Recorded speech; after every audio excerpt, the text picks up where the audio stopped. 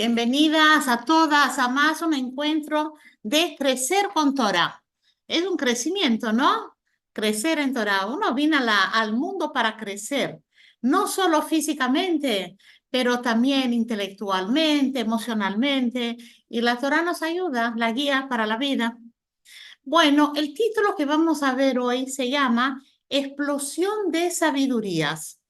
¿Qué vamos a hablar acá de algún tipo de explosión, algo que las sabidurías explotaron? ¿Qué pasó acá? Esta noche, todavía acá es de día, pero dentro de un poco, de una hora más o menos, conmemoramos el 19 de Kislev, que se llama el Rosh Hashanah del Hasidut. ¿Qué viene a ser eso? En el año 1798, el Alter Rebbe, que es el primer Rebbe de Lubavitch, el Rabbi Shneur Zalman de Liadi, él fue liberado de la cárcel. Le habían acusado, obviamente, falsas acusaciones de hacer una traición contra el zar y fue encarcelado en la Rusia, en Rusia, ¿no? Y entonces, esta es la fecha donde él fue liberado 53 días después de haber sido encarcelado. ¿Por qué conmemoramos eso? Aparte que, digamos, para empezar, la liberación de cualquier persona de la cárcel es algo para conmemorar, ¿no? Y más si está injusta la persona. Cualquier persona del mundo que fue injustamente puesto en la cárcel, hay que conmemorar. Pero acá no se trata solo de la conmemoración de una persona, tampoco se trata solo de la conmemoración de la liberación de un rebe, pero es mucho más que eso. Representa un montón. Y esto es lo que vamos a ver hoy, que es tan esencial y de acá surge todo el Hasidut, el Hasidismo, el Tania, todo surge de un día como hoy. Entonces, ¿qué pasa con este primer Rebbe? Él crea el Tania, escribe el Tania, que es el texto básico del Hasidut, del Hasidismo. En verdad, ya dos generaciones anteriores ya se había diseminado las ideas del Hasidut. Empezó con el Baal Shem Tov. Baal Shem Tov ya enseñaba a las personas los conceptos más profundos, la parte oculta de la Torá. Y después de él también vino el Rav Dover, que es el Magi de Mesrich, también siguió enseñando. Y interesante que él también falleció en esa misma fecha, o sea, 26 años antes de que ocurriera la liberación del Rebbe, que es la tercera generación, ya este que viene después del Baal Shem Tov, el Maggid, había fallecido. Y él había dicho lo siguiente, dijo a su alumno, el que se viene a ser el primer Rebbe, le dijo a él, este día es nuestro Yom Tov, va a ser un día de festividad, de fiesta, de alegría. Muy bien, entonces, con este primer Rebbe, ¿qué pasó? ¿Cuál es la diferencia de los Rebes anteriores?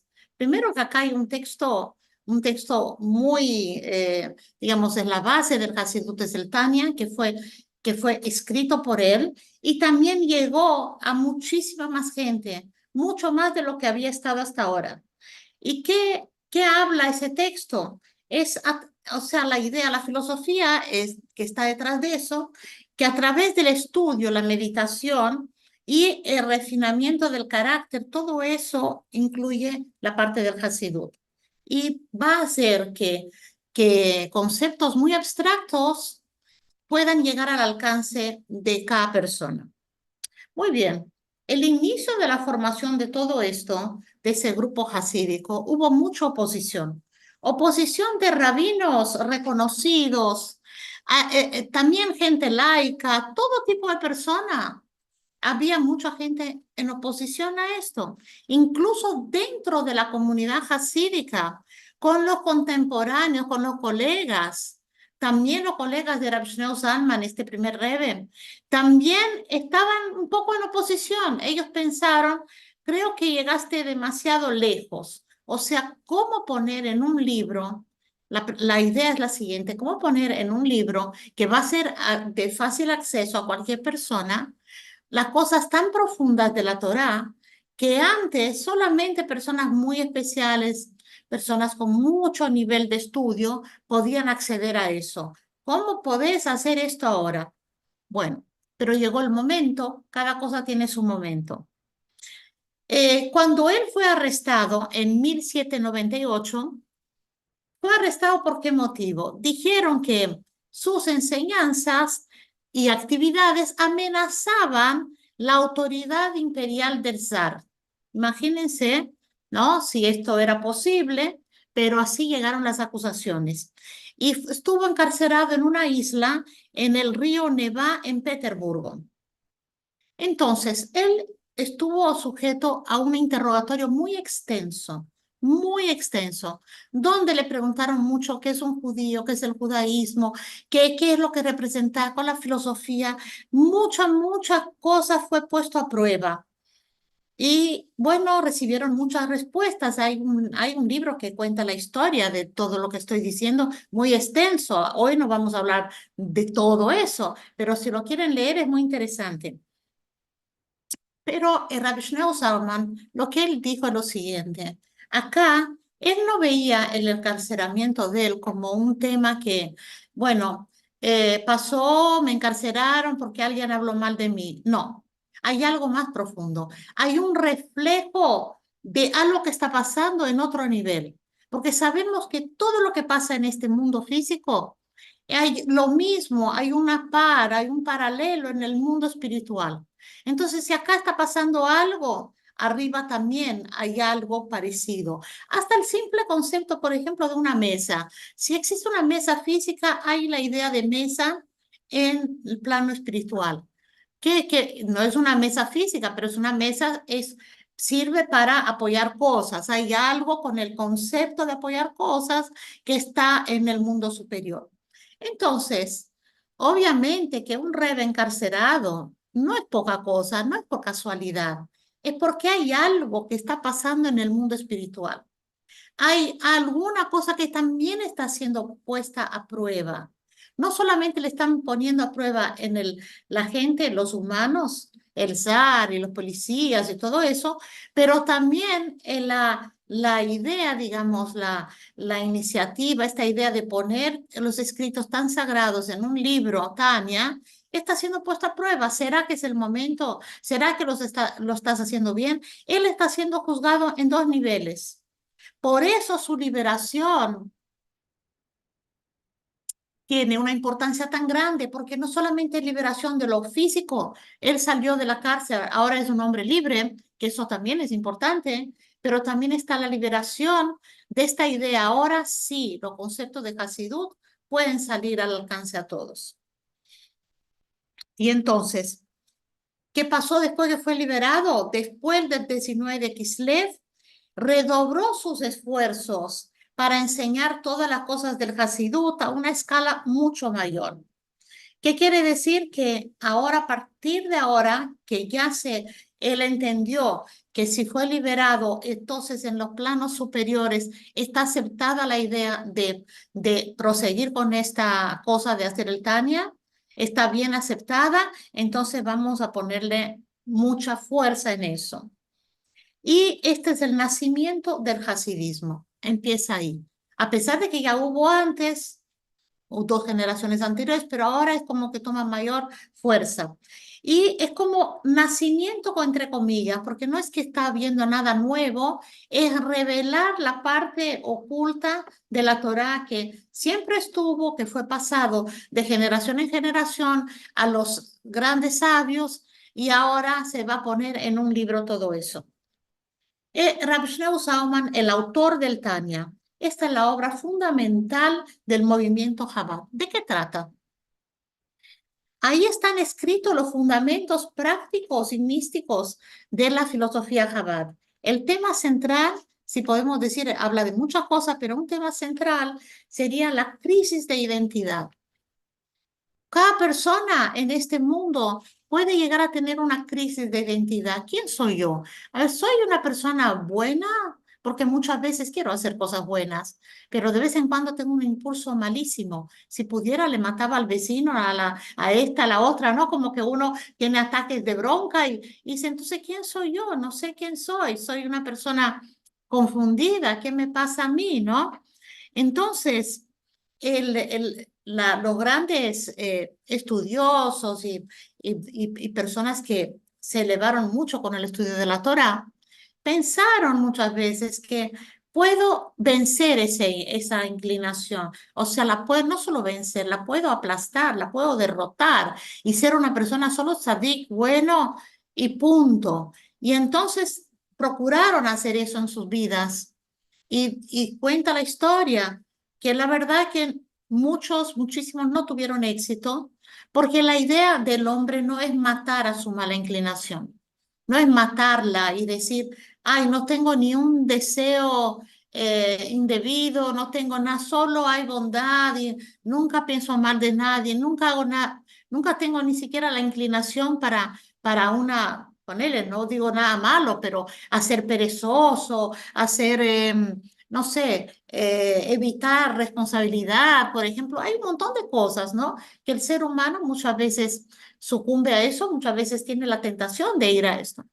Entonces, la idea no es terminar a arrasar con esto, porque la historia cuenta que no fue fácil. Mucha gente trató y lo consiguió. Y entonces, ¿qué le pasaron a estas personas? Personas grandes, sabios en el judaísmo. ¿Qué pasó con ellos? Bueno, algunos se deprimieron porque pensaron, ¿de qué vale tanto estudio si al final yo... soy un ser humano como cualquiera, ¿no? Como que, como veo un asado y tengo muchas ganas de comer al asado. Bueno, no eres una persona tan elevada, ¿cuál es el problema? ¿No? No, pero si soy tan elevada no tendría que tener esa inclinación. Y entonces se deprimían. Otros hacían como un teatro, como actuaban como si fueran. Y en verdad, y en verdad no podían alcanzar esto. Entonces, viene el Tania y te explica lo siguiente, no hay nada malo contigo. Si vos tenés un día mucha voluntad de espiritualidad, de rezar, de estudiar Torah, hacer el bien, hacer mitzvot, y de repente viene otro día que no tienes ganas, no se te inspira, es normal porque el ser humano tiene dos inclinaciones y tiene el alma divina que le empuja para cosas de divinidad y tiene el alma animal que es más egoísta y que no le interesa ayudar al otro ni nada, déjame tranquila. Y entonces el Tania te dice, no te preocupes con eso, porque tu misión en la vida no es, no es aplastar esta alma animal y romperla, no, tu misión en la vida simplemente es superarla, buscar que ella se haga parte de ti, tu alma animal, tu tendencia eh, digamos, al egoísmo y todo eso, que traerla para ti, para que juntos puedan vencer los desafíos de la vida, que te ayude, que no sea un enemigo, pero que te ayude a ti, hacerte amigate con tu enemigo. Esta es la idea. Entonces, el Tani, aparte de eso, trata muchas cosas, el amor al prójimo, el amor a Hashem, las emociones, los mundos, la anatomía del alma, ¿no? La psicología del alma, la alegría, la depresión, propósito de vida, hay un montón de cosas y nos enseña cómo incorporar Torah y Mitzvot como que parte de nuestra vida, no solamente algo que está ajeno, superficial, pero que sea parte de nuestra vida. Ese es un proceso largo, no es corto, es de toda la vida, todos los días un poquito más. Y el Tania también es un libro que no es de fácil lectura. Es muy recomendable estudiar con gente que te pueda explicar y te pueda aclarar cosas de a poquito. El lenguaje del Tania a veces es diferente.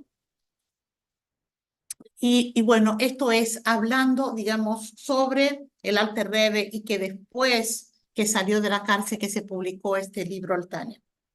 Hablamos ahora un poquito, después volvemos al Alter Rebbe, de la explosión de sabidurías. ¿De qué estamos hablando? Una explosión. Esto es un poco raro, ¿no? De decir con esa terminología, ¿no? Todo lo anterior sirve para la preparación de esto, de esta explosión. Porque si algo explota es porque se estaba cocinando. Está cocinando hasta que llega a una altura de mucha temperatura y explota. Es decir, no en el sentido físico de lo que estoy hablando, pero algo está pasando que de repente uno surge, o la idea surge, o esta sabiduría de repente explota.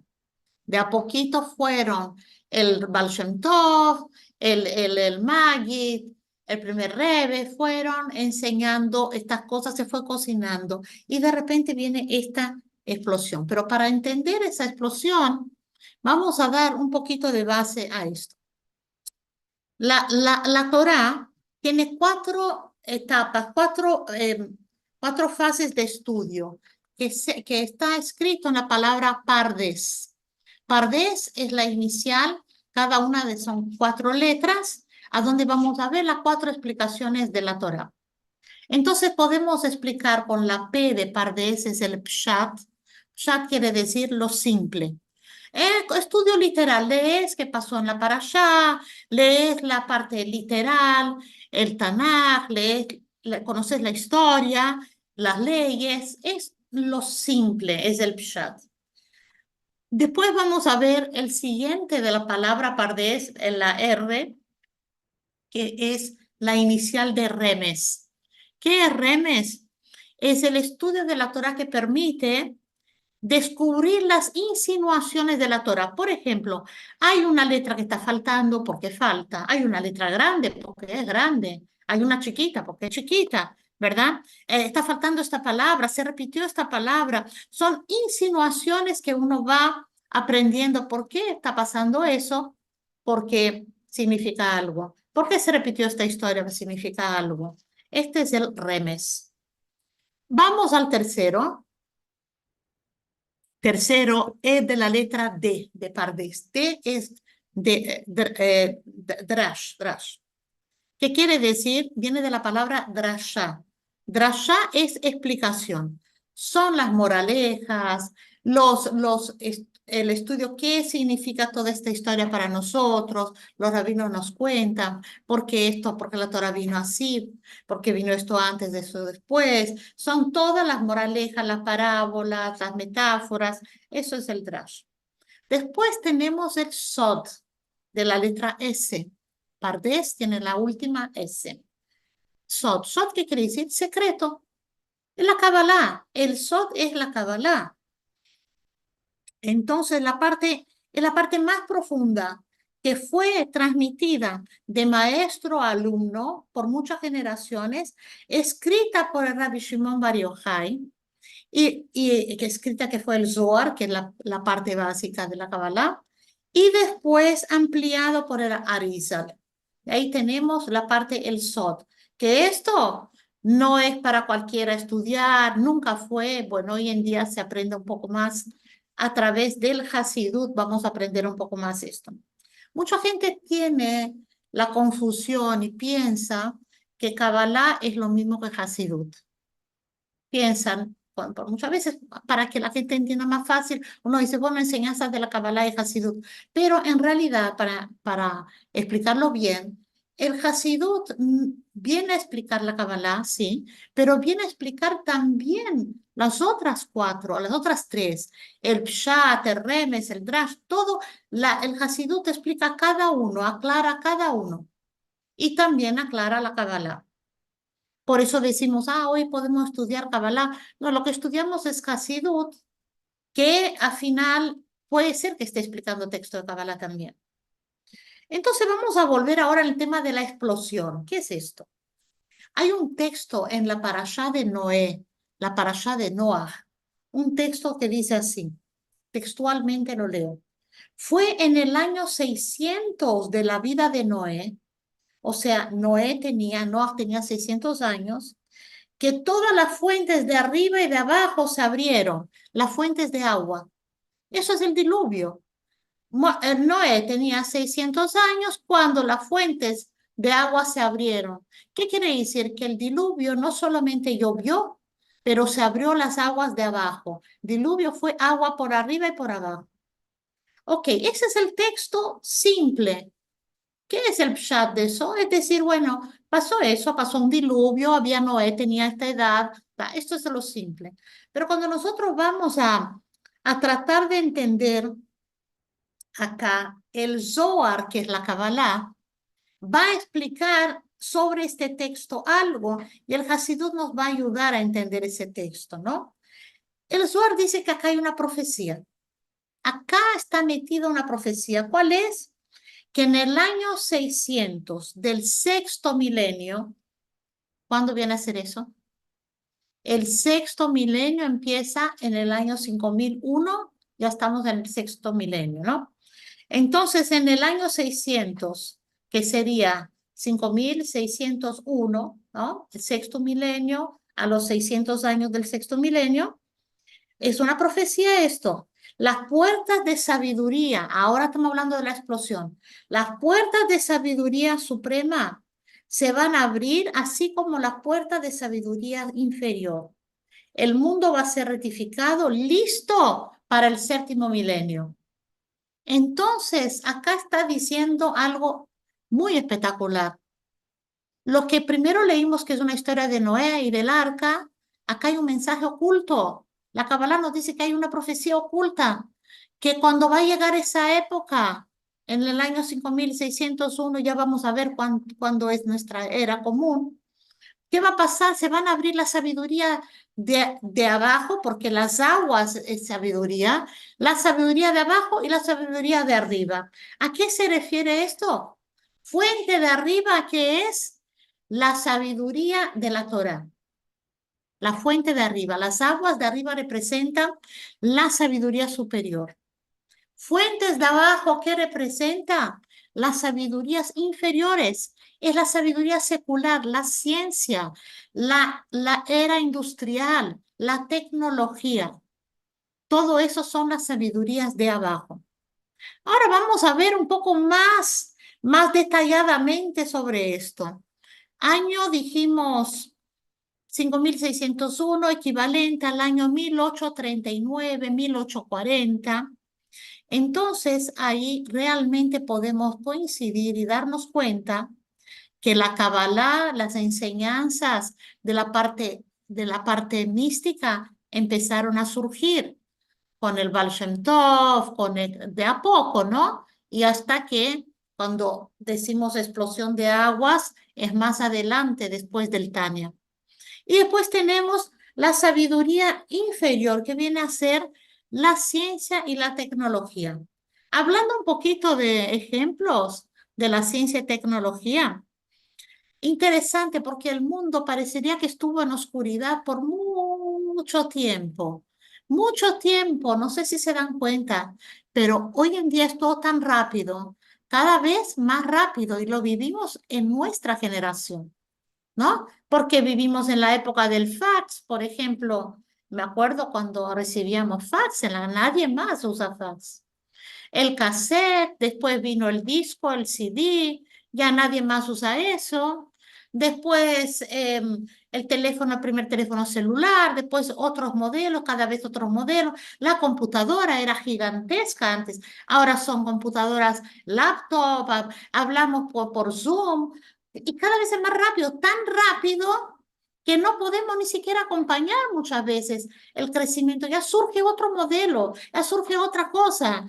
Y no podemos ni siquiera acompañar mentalmente. Hay que aprender rápido la nueva tecnología, porque cada vez que nos acercamos más al séptimo milenio o la época de Mashiach, esa explosión cada vez más. Y eso ocurre simultáneamente la explosión de la Torá y la Kabbalah, centros de Kabbalah. Incluso en eso, ojo, porque también hay mucha gente que dice que enseña Kabbalah, pero no es la Kabbalah verdadera, es como cualquier cosa. Entonces, pero no importa, la idea es que, mira, la gente se interesa por cosas esotéricas, místicas, la gente se interesa. ¿Por qué? Porque es esa profecía que se está cumpliendo. Tomé algunos apuntes que los quiero leer rápidamente porque vale la pena, me parece, de cosas de lo que estoy diciendo, como comprobar que es verdad. Tenemos el año 1837, porque dijimos que en el 1839, más o menos en esa época que es la profecía, ¿no? Entonces, en 1837 se creó el telégrafo. Telégrafo por Samuel Morse. Después, en 1867, la dinamita se creó por Alfred Nobel. Después, en 1876, el teléfono por Graham Bell, el primer teléfono, que hoy en día nos reímos de ellos. Y el teléfono, ¿se recuerdan que tenía el agujero para poner el dedo?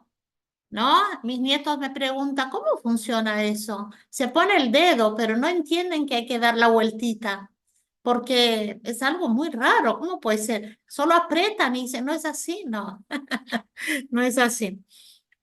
1892, la electricidad por Nicolás Tesla. 1877, el fonógrafo Thomas Edison.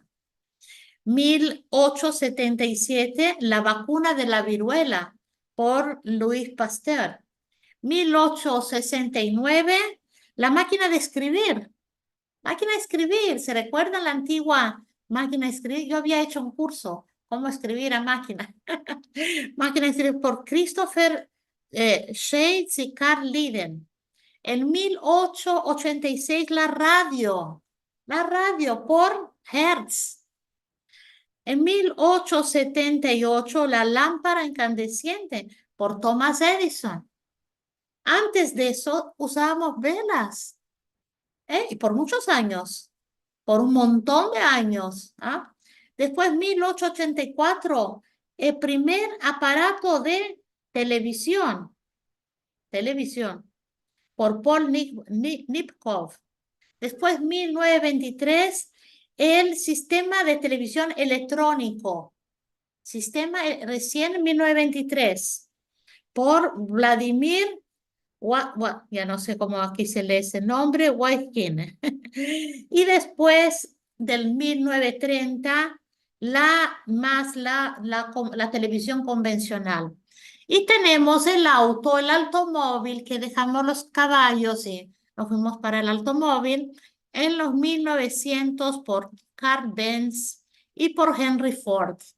Bueno, se dan cuenta que a partir de esa fecha de la profecía es que empiezan todas estas cosas. Es como que nada, por mucho tiempo, nada pasaba en el mundo. Y de repente, un montón, pero cada vez se esparce menos tiempo. Cada vez es como más rápido. Como primero un poco, y ahora cada vez todo más rápido. Lo vemos mucho en nuestra generación eso. El iPad, el celular, la inteligencia artificial, el WhatsApp, el teléfono, que yo me recuerdo que miraba los supersónicos, ¿no? Los Jacksons, mira, con la televisión, y nosotros estamos acá hablando y nos vemos diferentes partes del mundo. Bueno, es una verdadera explosión esta.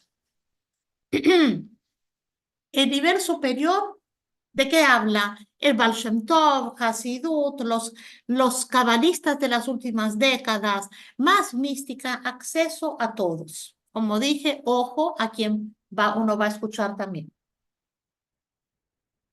Y todo eso, como decía la profecía, sirve para la preparación del séptimo milenio. ¿Por qué? Eso es muy bueno entender. ¿Por qué? ¿Para qué me sirve eso? En el nivel de explicar la filosofía, digamos, la sabiduría superior, es porque está escrito que cuando venga el Mashiach, la tierra va a estar llena del conocimiento de Dios. ¿Qué quiere decir? Que más vale que estamos empezando a aprender ahora, que es como que nos estamos preparando para esta era. Y sobre la parte de la explicación sobre las sabidurías inferiores, acá tenemos dos ejemplos para traer. El primer ejemplo es que con la ciencia de la telecomunicación, donde el sonido y la imagen se transmiten instantáneamente en cada lugar, entonces, por ejemplo, estamos hablando, ¿no? Yo estoy en Argentina. Ustedes de alguna manera también están en Argentina porque me están mirando acá, como que pueden ver en otra parte del mundo. Y entonces esto nos ayuda nos ayuda a entender mejor el paradigma de que Hashem puede escuchar todo y Hashem puede ver todo. Porque imagínense un montón de años atrás, 2000 años atrás, alguien iba a decir, imposible, ¿Cómo puede Dios ver todo, no? Pero si hoy en día yo puedo ver lo que pasa en otra parte del mundo, ¿por qué Dios no podría ver? Esto nos ayuda a entender mejor que sí es posible, o sea, enojos terrenales, ¿no? Entender, ¿no? Sin tener que usar la fe, ¿no? Puedo, sin usar la fe. Con la fe, bueno, obvio, pero sin la fe también puedo entender que de la misma manera que yo puedo ver algo en Estados Unidos, China, Japón, una noticia, y entonces yo también podría ver de alguna manera. Esto me ayuda. El segundo ejemplo es que la ciencia antes creía que el mundo era compuesto de diversidad, de diferentes elementos y fuerzas, ¿no? Y cuanto más el mundo avanza en la ciencia, entienden que, que esto es secundario, la diversidad es secundario, porque toda la diversidad viene de un punto, de una energía, de algo, ¿no? De una unión, de una unicidad.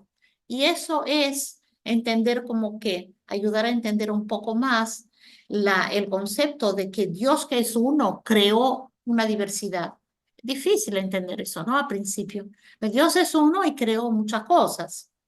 Entonces, siendo que la ciencia ya está pensando de esta manera, nos hace más fácil nuestro trabajo.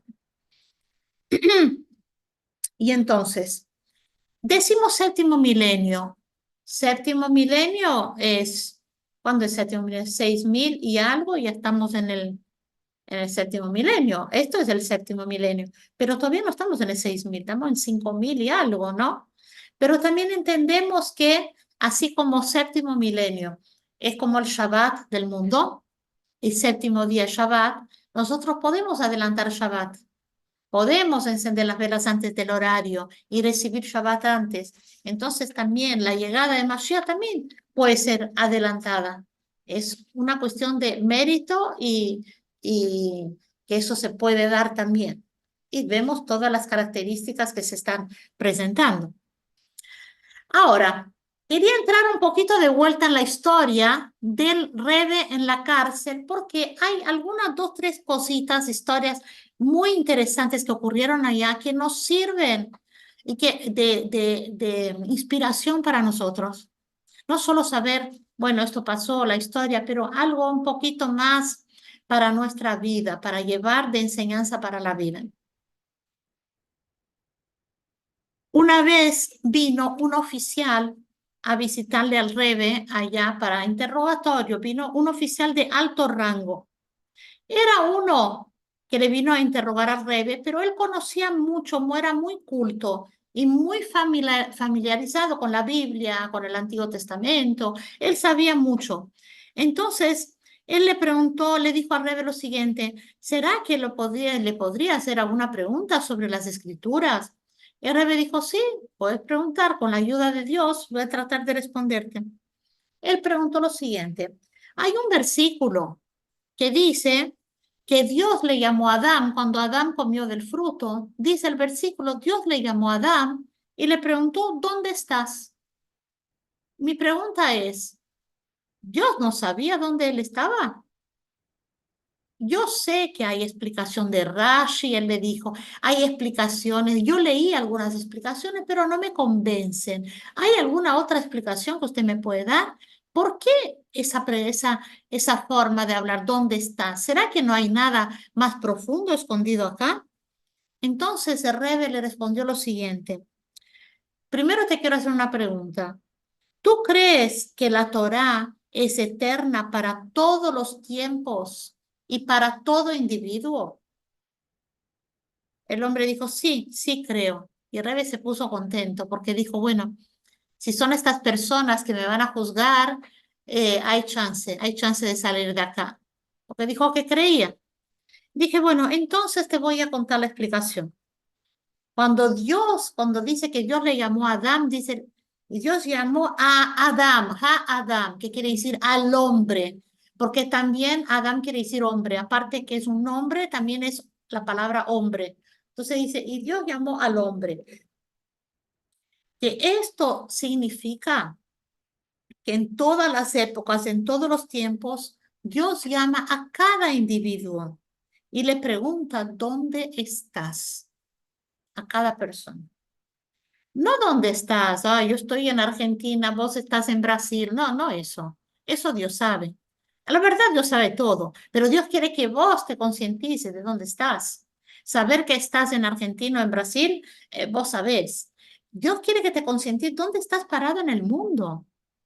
¿Dónde estás con en relación a tus valores, tus metas? ¿Qué hiciste de tu vida? De vez en cuando tenés que preguntarte. Entonces Dios le pregunta, ¿dónde estás en el mundo? Y él continúa al revés. Dios le da a cada uno una determinada cantidad de días y años para hacer el bien para la humanidad y para Dios. Entonces, reflexione, el rebe le dijo al oficial, reflexione, ¿cuántos años tú ya viviste?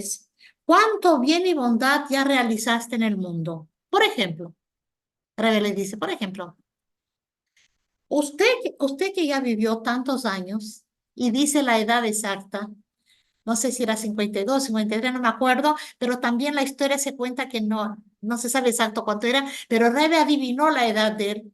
Dice, usted que vivió tantos años, ¿cómo, cómo utilizaste este tiempo? ¿Hiciste algo bueno de tu vida? Entonces el oficial estaba sorprendido e impresionado que Rebe había adivinado su edad. Puso las manos sobre el prisionero y dijo, bravo, muy bien. Le tocó así al Rebe. Y después de eso siguió el interrogatorio con otras preguntas.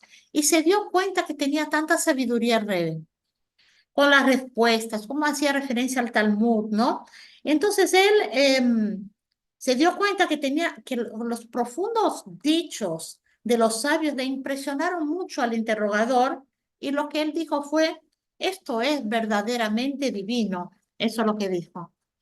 Entonces, otra cosa que le pasó al Rebe ahí en la cárcel, él fue puesto una vez en un lugar donde estaba tan oscuro que era igual día que noche. No se podía discernir si era día o noche. Solo había una pequeña lamparita que con ella no podías adivinar si era de día o si era de noche. Un día, aproximadamente a las 14 horas, 2 de la tarde, le dijeron a Rebe, mira, señor Rebe, ya pasó la medianoche, usted tiene que ir a dormir. Y el Rebe respondió, no, señor, ahora son exactamente las 14:05 de la tarde. Entonces le preguntaron, ¿cómo usted sabe eso? ¿De dónde? ¿Cómo supo? Es exactamente la hora. Y el Rebe respondió así, cada día es iluminado por las 12 formas de las letras del nombre del tetragrama de Hashem. Y la noche es iluminada por las 12 formas del nombre que denota el dominio de Dios. Sintiendo varias formas sé distinguir entre día y noche y entre una hora y otra. El Rebbe tenía la sensibilidad de sentir estas formas del nombre de Dios que están relacionadas con los horarios son 24 horas y ahí hay 12 y 12 horas y él sentía cuál se estaba iluminando en cada momento y porque él sabía eso, luego sabía qué hora eras. Como dijimos antes, lo que hay abajo, hay arriba, lo que hay arriba, hay abajo. Él estaba sintonizado con el mundo espiritual, donde estaban estas formas irradiando, las formas de las letras de Dios, por eso él sabía qué horario era. Increíble. Una vez el jefe de la policía elogió mucho al Rebbe en frente al zar, que era el rey, ¿no? Se llamaba Paulo I. Hablaba de la sabiduría, de la santidad, y le dijo, me parece que Rebbe es inocente. La verdad que un hombre así no veo qué maldad puede hacer. Me parece que fue víctima de falsas acusaciones basadas en odio, en envidia. Y entonces el zar estaba curioso, muy curioso de lo que estaba diciendo. Y él se disfrazó como un funcionario de la corte y fue a ver al Rebe. Total, el Rebe no le conoce, se disfrazó, y entonces para ver con sus propios ojos, a ver qué es lo que puede ver, ¿no? ¿Qué pasó? Cuando él llegó a la celda, el rey se levantó y le prestó honores, así como de un rey, ¿verdad? Y entonces el zar le dijo, ¿por qué me prestas honores si yo soy solamente un funcionario? Yo no soy un rey. Y entonces él dice, no, sí, usted sí es el zar, usted es un rey. Dice, pero ¿cómo usted llegó a esa conclusión?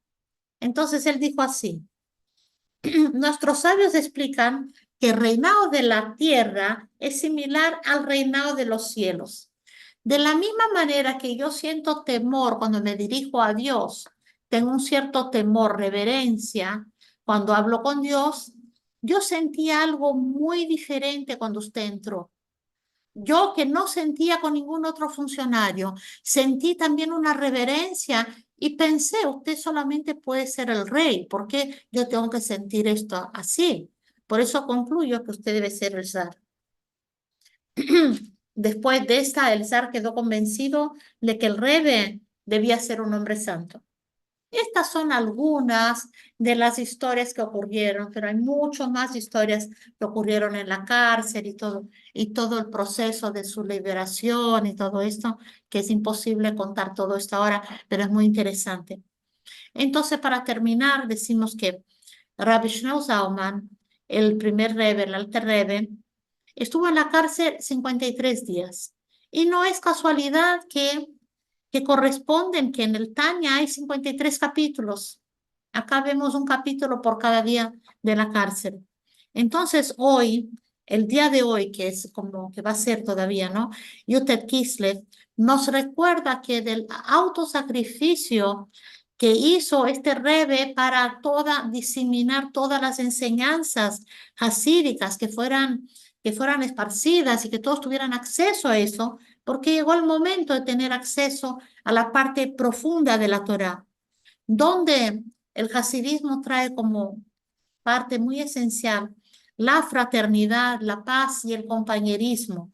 Como que hay un dicho que los hasidim son una familia. Y uno preguntaría, ay, pero yo no soy un hasid, que si o no, si están en el Zoom ahora, si están, van a Bet Hana, si estudian algo de hasidut, ya son todas consideradas hasidot. No tiene nada que ver con vestimenta, ni no tiene nada que ver con, ni siquiera con práctica, es estar acá ya significa que somos todos hasidim. Y esta enseñanza hasídica es un gran legado que simplemente nos fortalece cada día como Yehudí y como pueblo. Y qué mejor que en este momento donde atravesamos tantas dificultades, a veces personales y muchas veces como pueblo, lo que estamos atravesando, el hasidismo nos ilumina para poder ver las cosas con otros ojos, los ojos de la Ashgaha Pratit, de la divina providencia, que Dios nos acompaña, que todo tiene un significado, estar conectado con esta parte oculta de la Torá y que la vida siempre tiene algo profundo que a veces no lo vemos. Eso todo nos ayuda el estudio del Hasidut. Y bueno, entonces yo le deseo a todas es el Rosh Hashanah del Hasidut, un Gut Yom Tov, ¿no? ¿Cómo se dice? Año bueno y ¿cómo se dice? Bueno y dulce, y que el estudio de la Torá y la Torá del Hasidut nos traigan el mérito para la pronta llegada de Mashiach ya en nuestros días.